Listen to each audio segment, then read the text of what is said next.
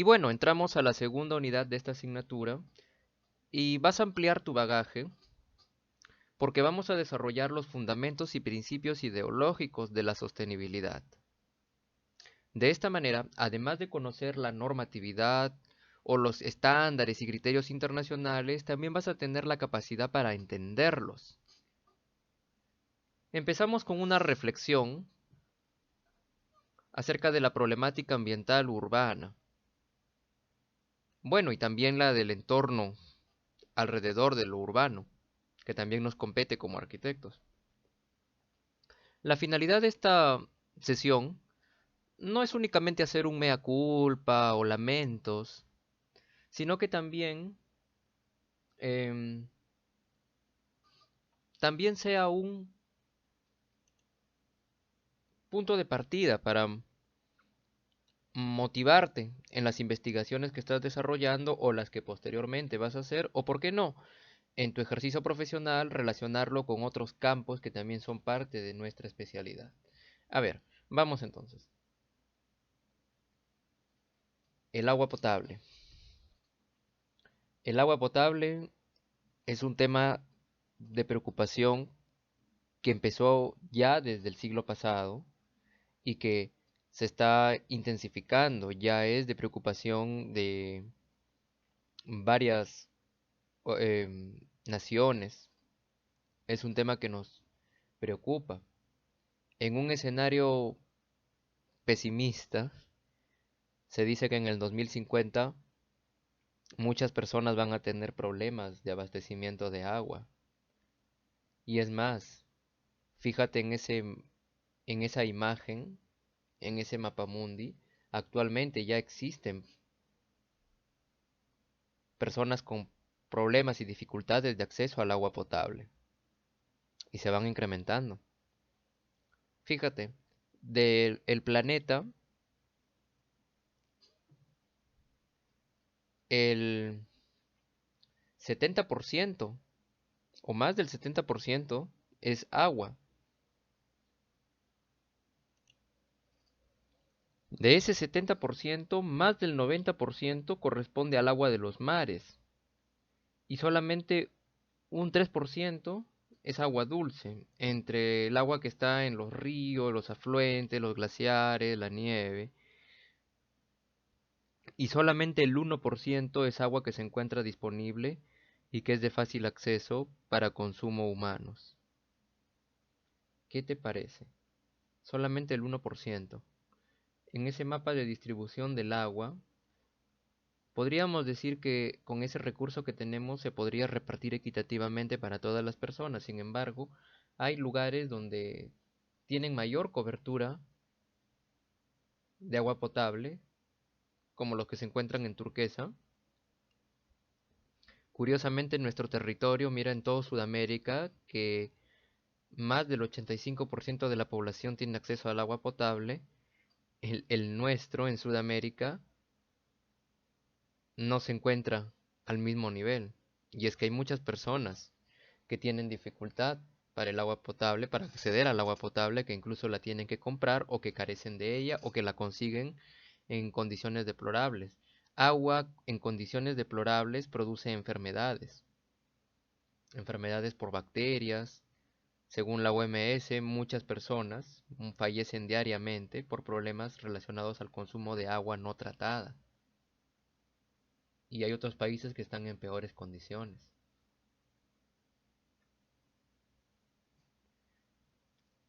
El consumo de agua por continentes y sectores varía, de acuerdo como lo ves en aquella gráfica, siendo en Sudamérica nuestro caso que mucha del agua, como corresponde en otros territorios, se destina para la agricultura. O sea, la mayor parte del agua va destinado a ese sector y otro gran sector para la industria, como en el caso de Norteamérica. En Sudamérica, solamente un pequeño porcentaje, un 10% nada más del consumo de agua potable es destinado al sector doméstico, o sea, nuestra casa, nuestra vivienda.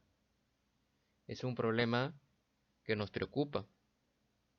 y que definitivamente está relacionado con la sostenibilidad y por supuesto con nuestro trabajo, porque aunque sea campo de estudio de otras especialidades, en el caso de nosotros, que ya hemos hablado del aprovechamiento de las aguas de lluvia, del el rediseño de las redes de desagüe para aprovechamiento de las aguas grises, por ejemplo, también forma parte de nuestro, contribuimos de esa manera a participar en la solución de esta problemática. Fíjate que también por países el consumo de agua per cápita, irónicamente, como ves en el gráfico derecho, el Perú se encuentra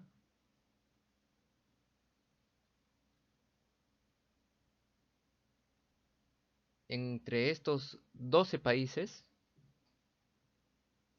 como uno de los que más consume agua, a pesar de que no toda su población tiene disponibilidad a ese recurso. Es preocupante el tema del agua potable.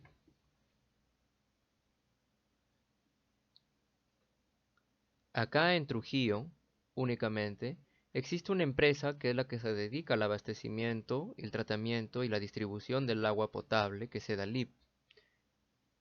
Y en ese plano, en ese croquis que se ve allí del año 2003, puedes ver em, cómo es que se distribuye este elemento en la ciudad, entre las redes de distribución, las líneas de impulsión, los reservorios que se encuentran en la ciudad, que son estos de aquí, los reservorios, las plantas de tratamiento, y cómo cubre el sistema de agua a la ciudad. Y eso sin contar que hay zonas que después del 2003 han ido en expansión, como por ejemplo aquí no aparece la zona comercial del Mall Aventura Plaza o la del Real Plaza. Es un tema de preocupación esto. Y bueno, sobre este tema hay abundante información en Internet de gráficos, de indicadores, de estadísticas, y no es la intención de este video extenderme demasiado hablando de estos indicadores que tú también los puedes conseguir en Internet. Por todo lo contrario, queremos hacer una reflexión, quiero hacer una reflexión junto contigo de esto para que sea un punto de motivación o de partida en aquella investigación em, que estás realizando en esta asignatura y también para tu futuro trabajo, como te dije, de arquitecto. Ahora bien, en los residuos sólidos, según este gráfico, em, Sudamérica produce, o sea, América Latina, nuestro continente produce 231 millones de toneladas anuales de residuos sólidos entre orgánicos e inorgánicos. Hay continentes que por la población que tienen y también por la industria que forma parte de su actividad económica superan esta cantidad. De todas maneras, no es un monto que nos haga sentir bien, ¿no? De todas maneras, estamos generando, por ejemplo, el plástico, que es bastante contaminante, va a terminar al mar.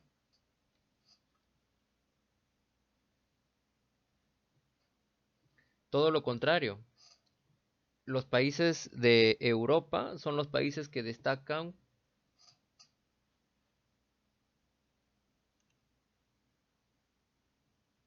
por ser quienes más reciclan. Mientras que América Latina, Sudamérica destaca por ser quienes más generan basura electrónica, como ves en esos gráficos. Toda la cantidad de basura electrónica que se genera entre residuos de aparatos, artefactos. Y Suiza, mira, destaca como el país que más recicla. Yo vi hace poco, tú también lo debes haber visto, un video de las Olimpiadas últimas, en que Japón, aprovechando los desechos de sus teléfonos celulares y de sus aparatos electrónicos, las tablets, entre otros, han sacado componentes de metal del interior, los han fundido, los han trabajado y de ahí han creado las medallas que le van a dar a los participantes de las Olimpiadas. ¿Qué te parece?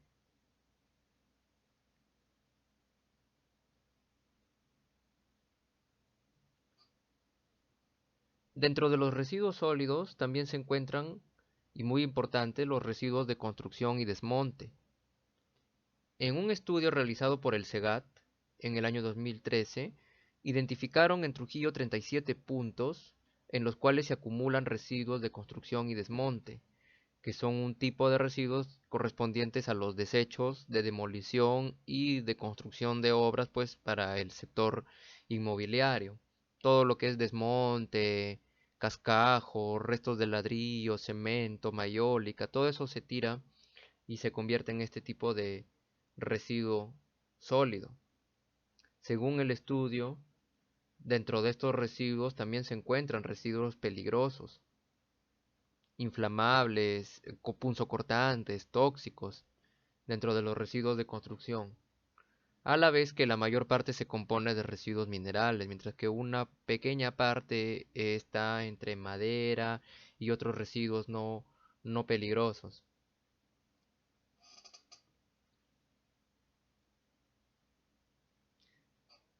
En cuanto a otro problema, tenemos el consumo de la electricidad.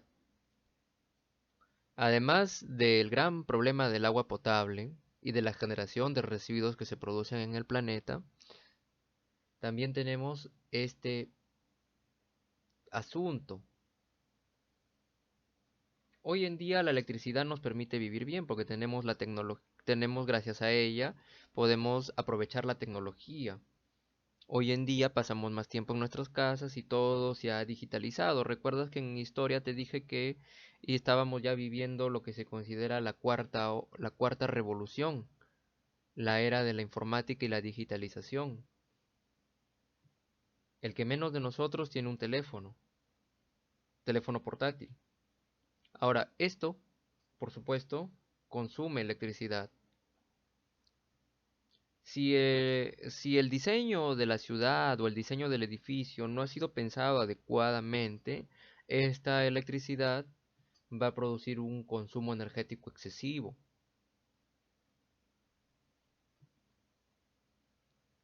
China lidera este consumo en teravatios por hora. Y mira qué interesante, en este gráfico también aparece Facebook y aparece la Bitcoin y los data centers.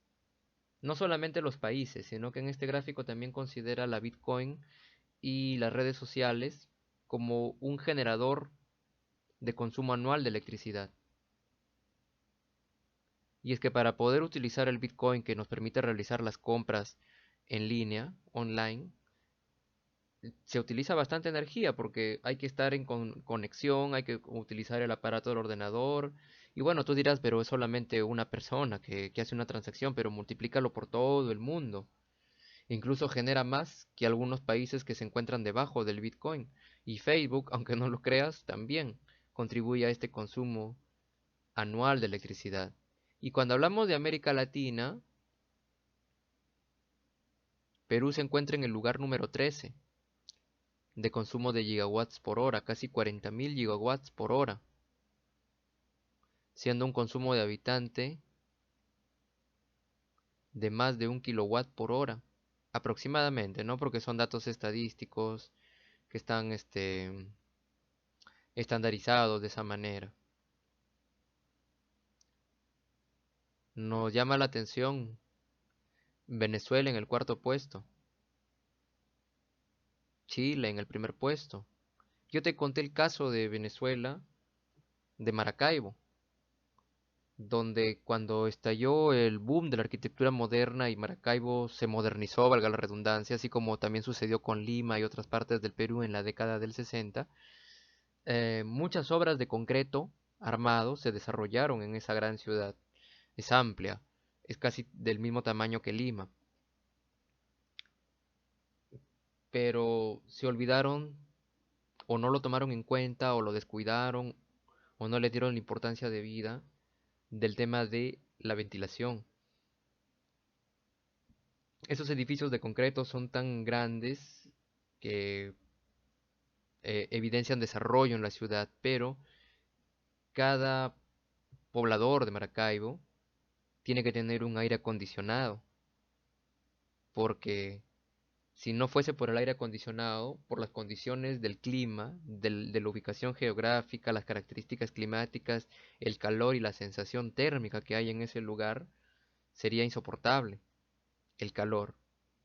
Entonces necesitan el aire acondicionado y esto multiplícalo por todos, pues convirtiendo a Maracaibo en la ciudad que en aquellos tiempos, antes de la crisis que están viviendo actualmente, donde hay cortes de luz y casi no hay energía eléctrica, la convertía en una ciudad más consumo de electricidad, así como Las Vegas en Norteamérica. Interesante, ¿no? Una arquitectura y un diseño urbano que no tomó en cuenta eso. Y si hablamos del Perú, pues el incremento de la energía eléctrica en el Perú ha ido en aumento. Claro, es proporcional también a que también hay más tecnología, el mercado nos ofrece más dispositivos tecnológicos y en sí el consumo de energía no es malo. Ojo, tampoco tratamos de hacer un discurso fundamentalista como activista ambientalista, como suele suceder en redes sociales. No, no, no. Esa no es mi intención. El consumo de la electricidad es bueno. Lo que yo quiero transmitirte a través de estos indicadores o estos datos que te estoy mostrando es que conozcas tu realidad, conozcas esta realidad que está sucediendo y bueno, si vas a plantear una alternativa de solución, una propuesta arquitectónica, un proyecto arquitectónico o un planteamiento urbano, ten en cuenta esto. Tu ciudad, tu edificio, de ahora en adelante tiene que ir pensando en criterios de sostenibilidad. Por supuesto que se puede consumir mucha energía, tener tecnología no es malo, pero no sería mejor si es que esa tecnología se alimentara quizá si esa electricidad se obtuviera a través de generadores fotovoltaicos o generadores eólicos, o que se disminuya el consumo de la luz, aprovechando la luz natural para que pueda equilibrarse con el consumo de una computadora, por ejemplo, o sea, lo que consumo con mi computadora lo contrarresto con el ahorro en luz. Y hay otro punto, el transporte. Hablando del vehículo motorizado. Nuevamente, yo no estoy en contra de los vehículos. Al contrario, tú sabes que a mí me encantan los vehículos motorizados. Como buen amante de la historia del automóvil, eh, tengo fascinación, tengo atracción por los vehículos del siglo pasado, especialmente de la década de antes de los 90, los vehículos del 70, del 80.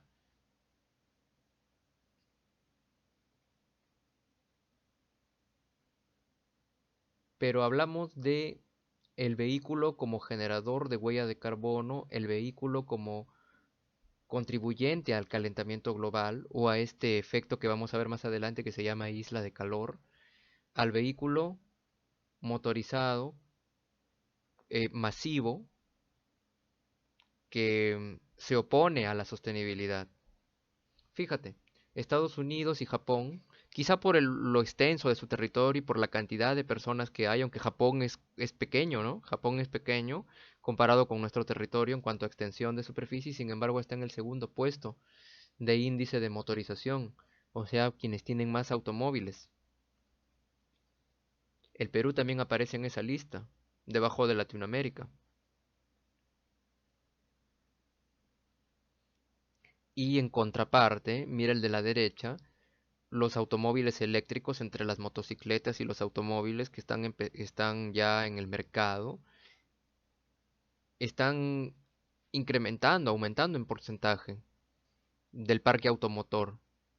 Ya Noruega, por ejemplo, prácticamente, mira ese gráfico, Noruega tiene mayor cantidad de autos eléctricos que otros países. Acá en el Perú todavía no han llegado los automóviles eléctricos con fuerza. Las motos, en cambio, sí. Estamos hablando de transporte motorizado, no estoy considerando aquí a la bicicleta, que también es una alternativa de transporte sostenible, pero estamos hablando de transporte motorizado, que desde mi punto de vista también es importante, porque por ejemplo si se necesita llevar carga o mercadería dentro de un vehículo, este por supuesto que ofrece mayores prestaciones que una bicicleta. Si la calidad de las pistas o no hay ciclovías, como sucede en nuestro territorio, el automóvil o la motocicleta siguen siendo una alternativa no solamente de lujo, sino que a veces yo también considero de necesidad. En cuanto al Perú, el parque automotor ha ido en crecimiento. Bueno, actualmente según este gráfico presenta un descenso en comparación a los años anteriores. Aunque actualmente otra vez se ha abierto el mercado con esto de los Autonor o las plazas de las ferias de automóviles. Recuerda, a ver, en el año 90 se abrió el mercado de automóviles usados que traían vehículos de Japón, de Asia, se les cambiaba el timón y bueno, pues empezaron a ser adquiridos por muchos peruanos. Actualmente todavía muchos de esos vehículos de los 90 se siguen utilizando, siguen formando parte de ese parque automotor, no se encuentran todos en buenas condiciones y sin embargo siguen circulando. Bueno, se hace una revisión técnica anual, pero me reservo los comentarios acerca de esas revisiones técnicas. Además son solamente anuales.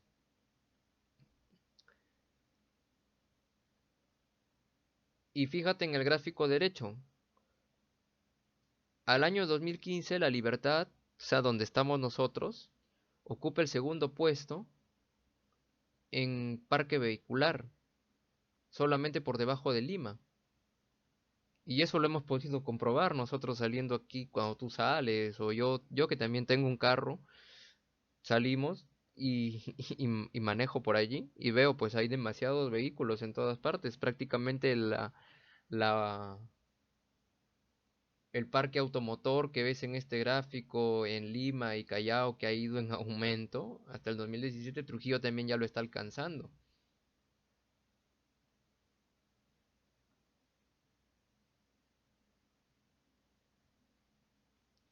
Fíjate, hasta el año 2000, según esta fuente, el parque automotor de Trujillo ha ido incrementando y esto va en total no solamente por los vehículos particulares, ojo, muchos de estos carros, creo que Trujillo es una ciudad que tiene la mayor cantidad de taxis que he visto.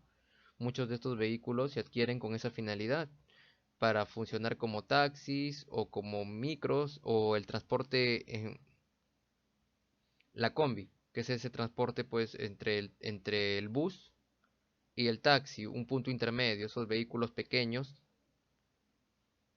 que se utilizan también como transporte, y los colectivos que también han ido en aumento. Acá también consideramos a los mototaxis.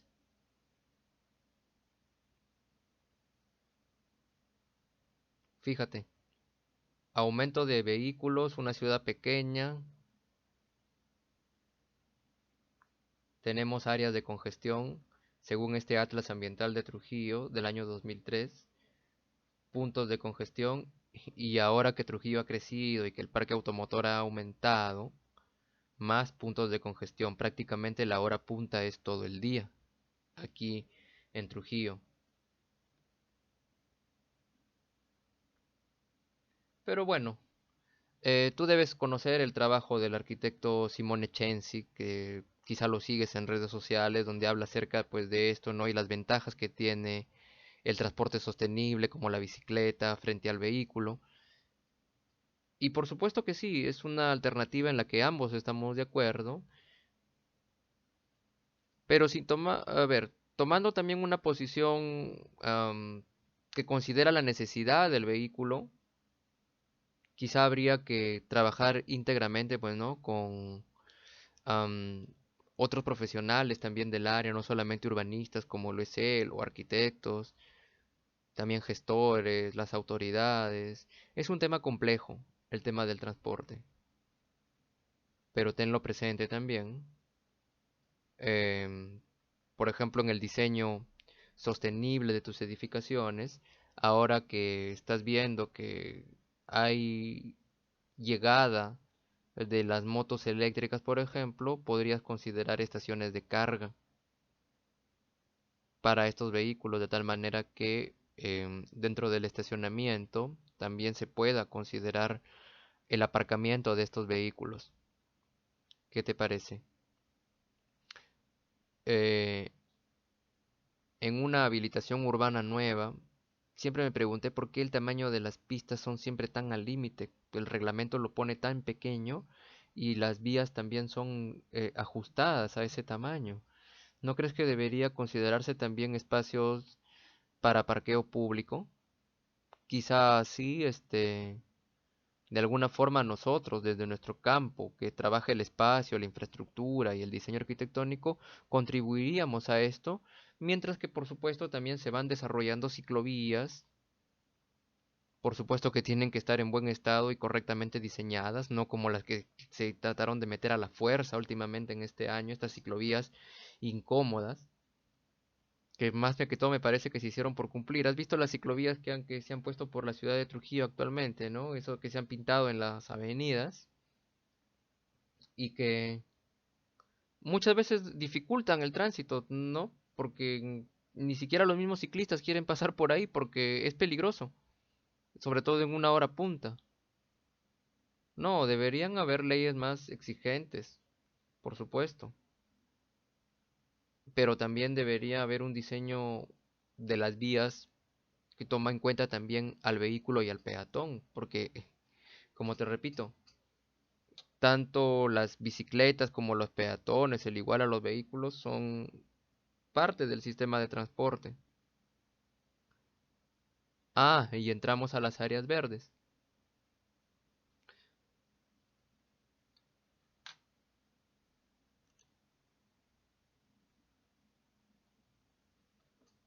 Las áreas verdes, si hablamos de las áreas verdes, ah, nos interesa el incremento, el aumento de estas áreas verdes por la importancia que tienen, no solamente para la ciudad, sino también para la arquitectura del edificio en particular. Eh,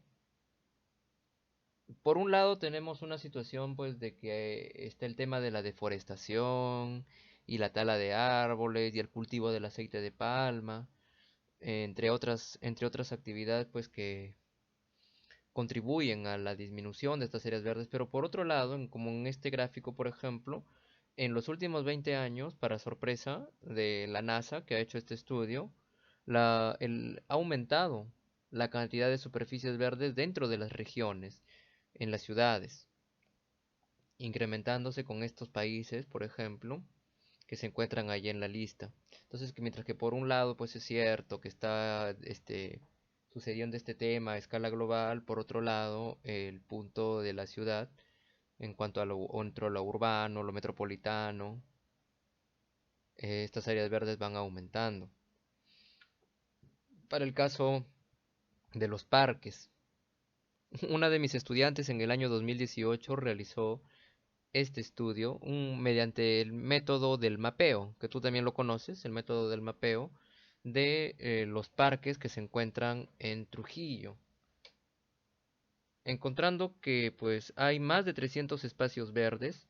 Ella hizo un estudio de 6 casos para ver de qué estaban, qué equipamientos, aparte del mobiliario urbano, las banquitas, tienen en estos 7 casos. La mayor parte de estos parques cuentan con losa deportiva para el fulbito, espacios de jardines para la recreación, alumbrado artificial, alumbrado público.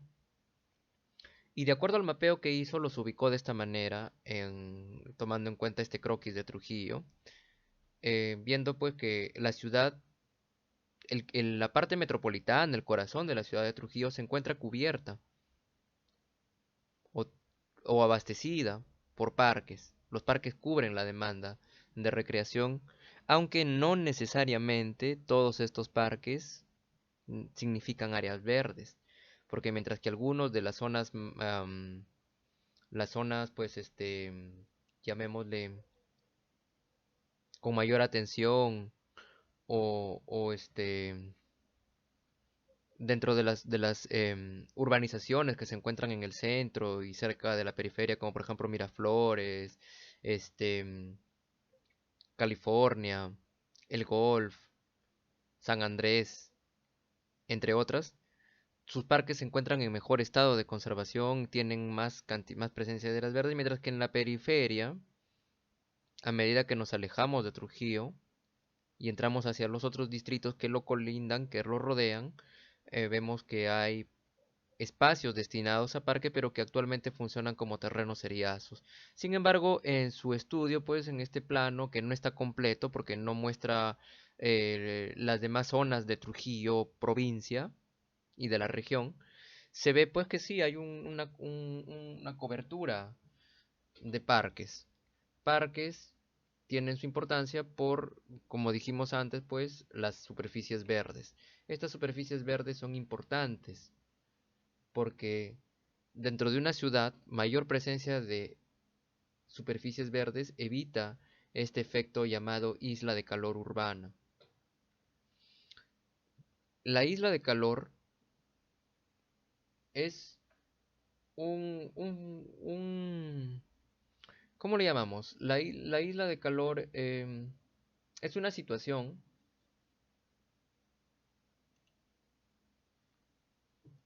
en que se da el incremento de temperatura en las ciudades a diferencia del entorno rural del campo, debido a la construcción con materiales como por ejemplo el concreto, el asfalto, que absorben y retienen el calor, el excesivo parque automotor que genera pues estos gases, los aparatos electrónicos, las mismas condiciones de diseño de las viviendas, los edificios de altura que obstruyen las corrientes naturales de aire que refrigeran, así como en el interior de un espacio, como vimos en acondicionamiento 1, a nivel de la ciudad también hay una corriente de aire que sirve para refrigerar esto.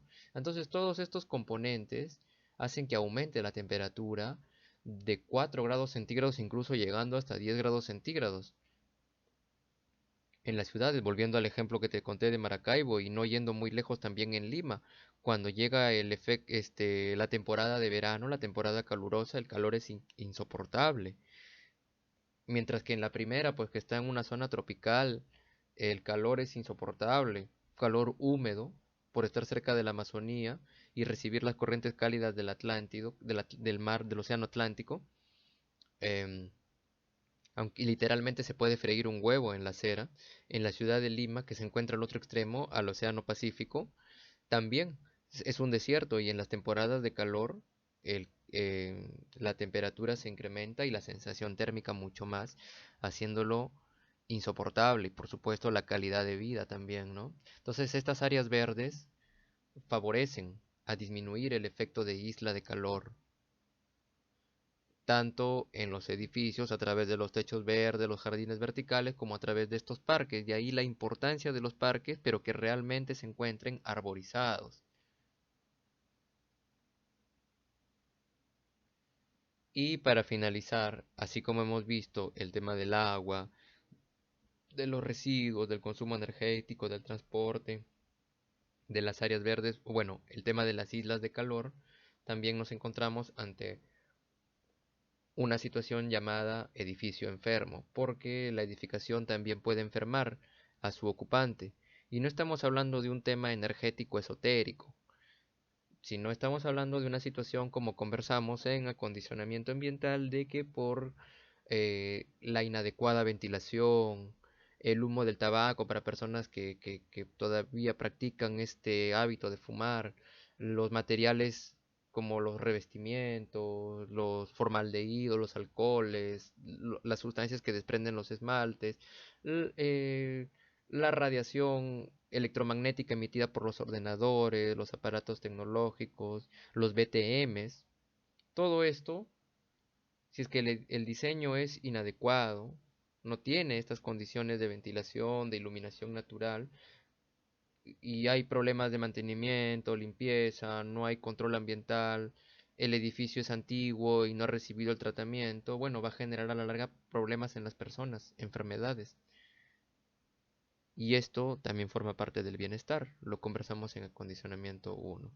Bueno, esto ha sido el alcance de esta sesión para que tengas en cuenta la problemática ambiental y en las siguientes vamos a hablar de las agendas ambientales que precisamente se han pensado o se han ideado para combatir estos problemas y que tú como arquitecto también tengas esas herramientas como parte de tu marco teórico. Y bueno, hasta aquí nos quedamos por esta sesión.